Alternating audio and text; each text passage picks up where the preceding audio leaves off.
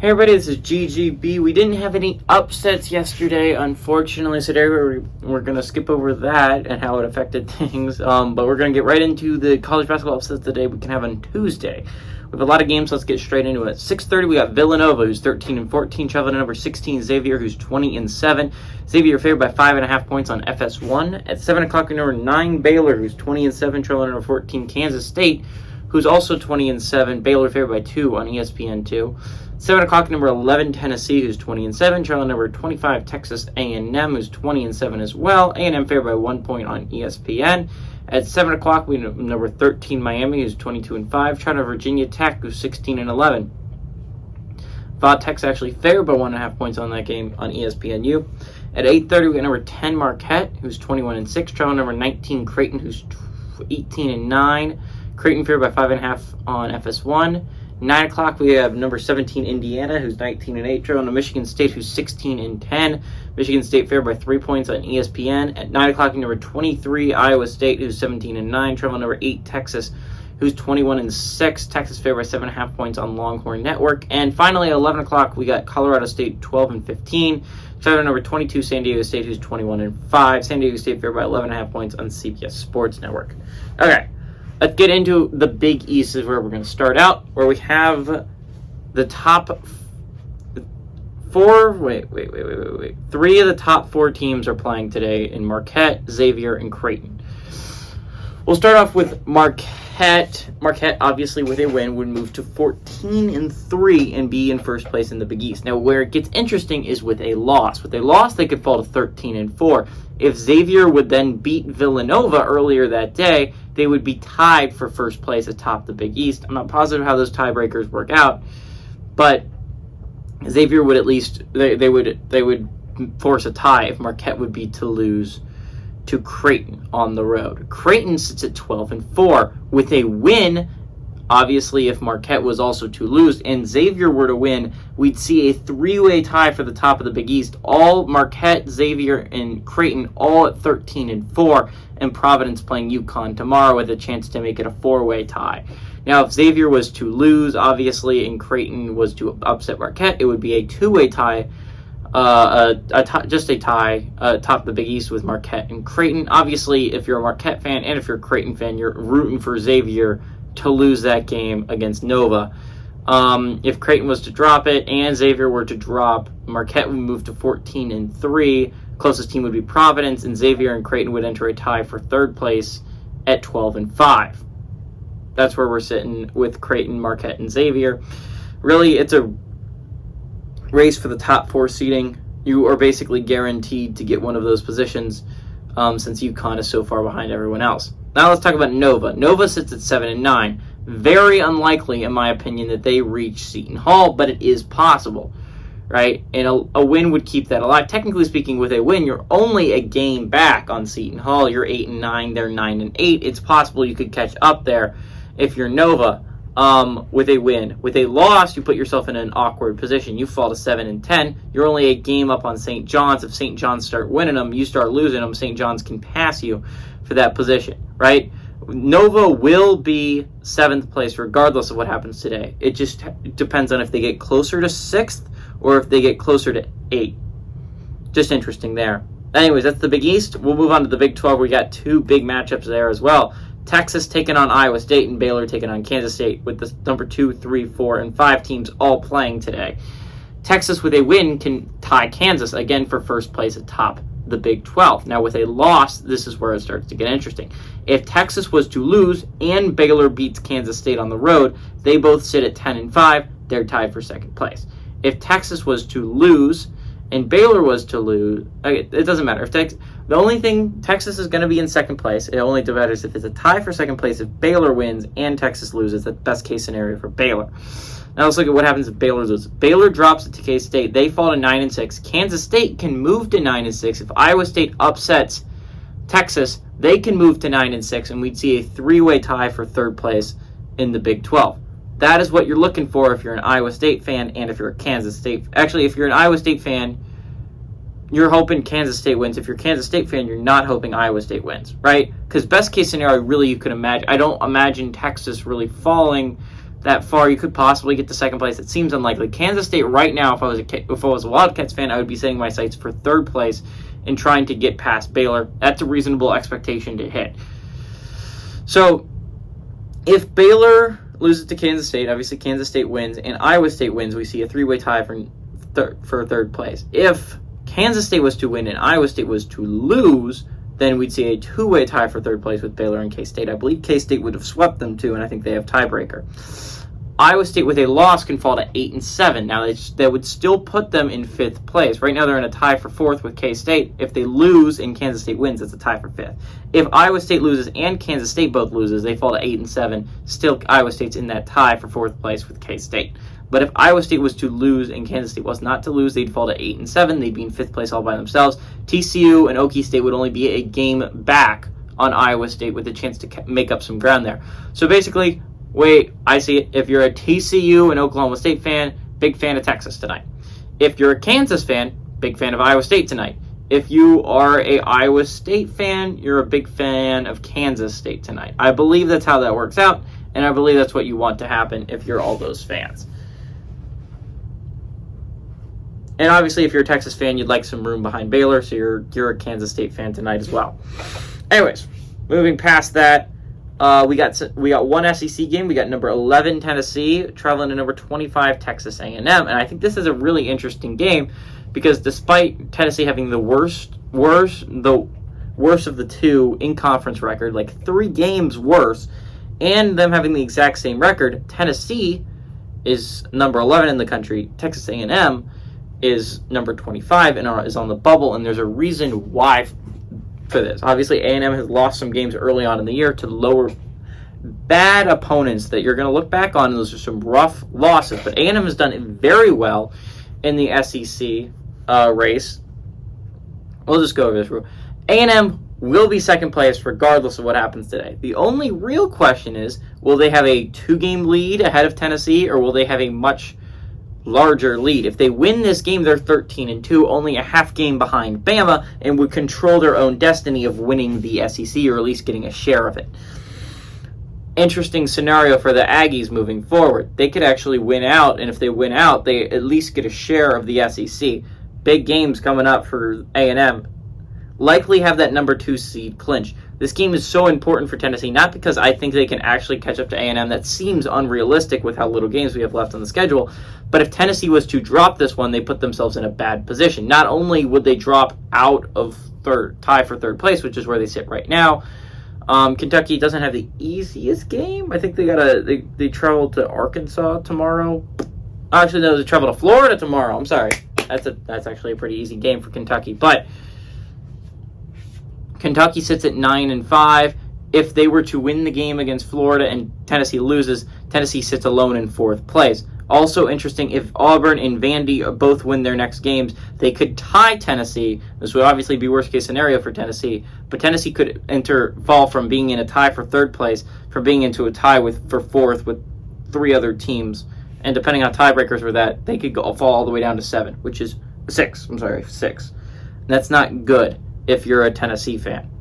Obviously, A&M's not moving, regardless of a win or a loss. Big game for Tennessee, though. Moving on to ACC play, we got Miami taking on Va Tech. Va Tech, this is an important game if they have any hopes of making the tournament. This would be a huge win on your resume if you're Virginia Tech. Also a big game because your goal is to eventually pass Boston College, and maybe if you're setting your sights a little higher, you could pass UNC, but you'd have to win out for that to be even a possibility if you're Virginia Tech. Miami, on the other hand, has their sights set very, very high. Right now, they're on a 6-game winning streak, hottest team in the ACC. With a win, could move to 14-4, and it's hard to do the math. I don't believe it's a higher winner percentage than 13-3, but Miami would put themselves in an excellent position to have a chance to win the ACC. Just hoping for Virginia to drop some down the stretch. If Miami was to drop this one, they could fall to 13-5. Pitt also plays Georgia Tech tonight. If Pitt was to beat Georgia Tech, they would move to 13-4 and would be half a game up on Miami. Again, it's a weird conference because Miami will have played 18 games. Virginia will have only played 16. It's weird. The numbers don't add up in a lot of different places, so you really have to guess. a lot of these.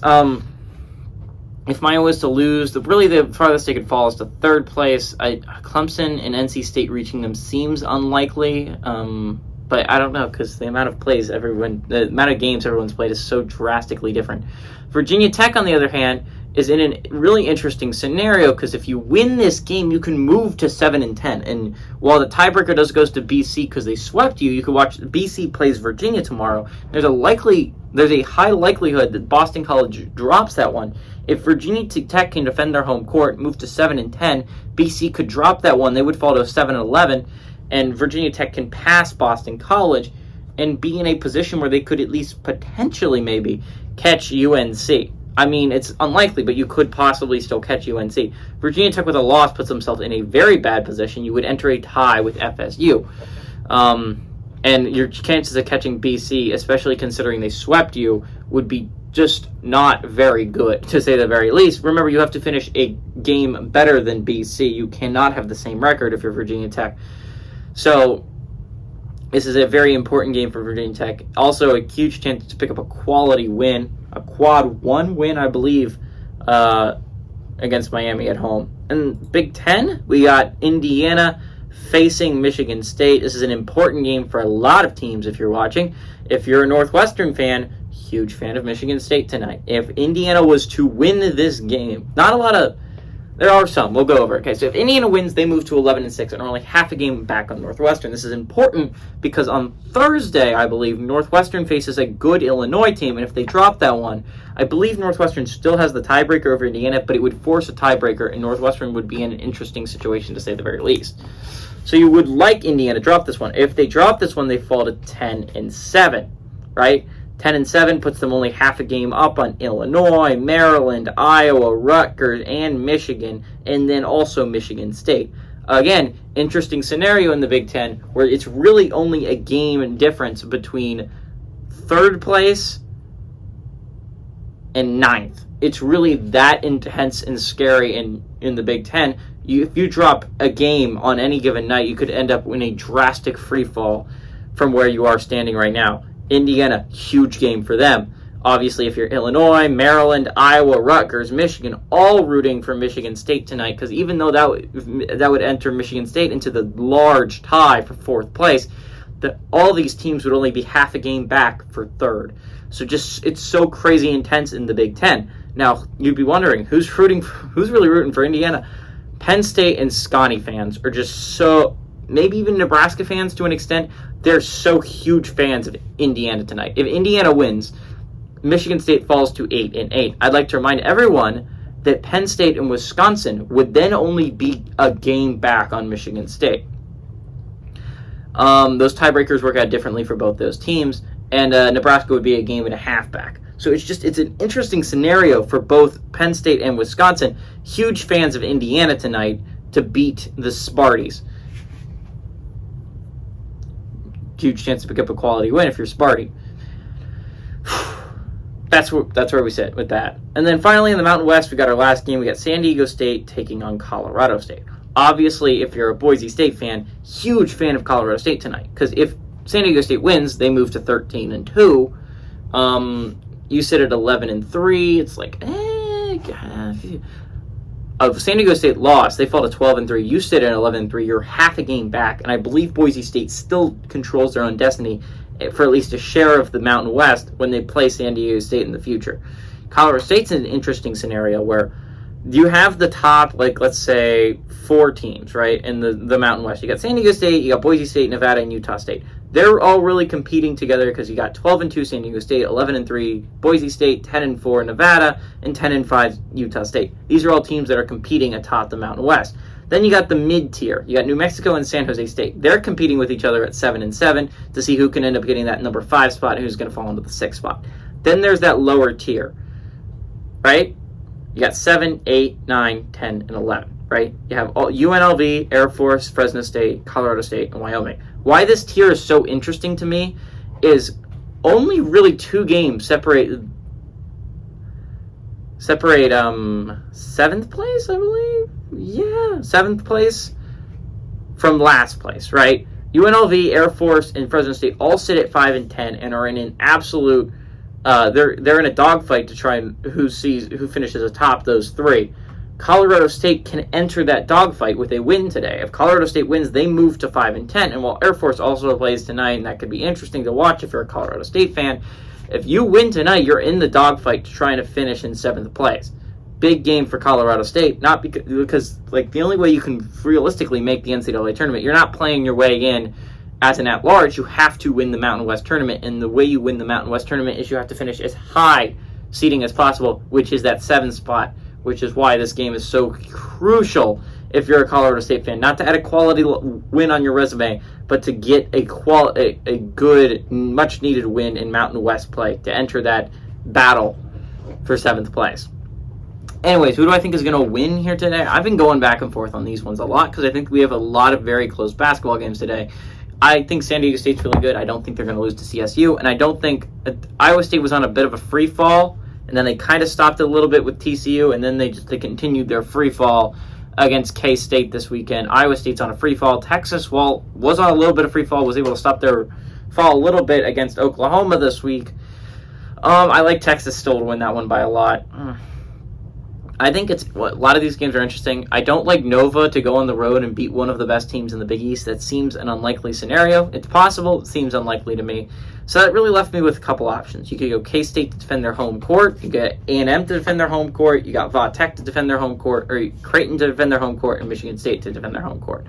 All these teams outside of K-State, by the way, are favored, which is interesting to me that I could pick a favored team, and they could be in a position to win, to get me a much-needed win in college basketball instead of the day.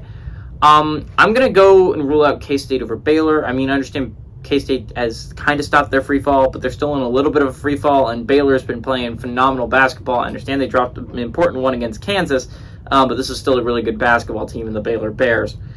Tennessee on the road against A&M also seems like it could easily be a Tennessee victory. Tennessee's in a little bit of a free fall, and I've been going back and forth in that one. Actually, you know what? I've been going back and forth. I'm going with Tennessee. A&M upsets Tennessee, and it's mainly for one reason. I think A&M's the hottest team in the SEC right now.